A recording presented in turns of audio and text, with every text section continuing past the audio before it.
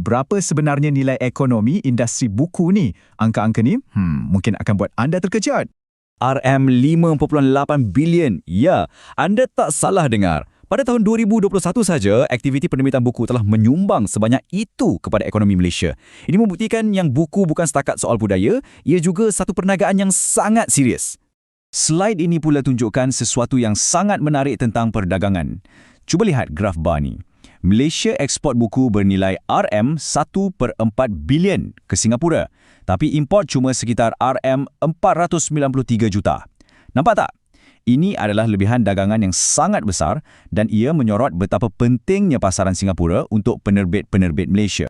Jadi, buku jenis apa yang paling banyak diterbitkan? Kalau kita tengok data ISBN dari 10 tahun lepas, sastra memang juara, hampir 30,000 judul.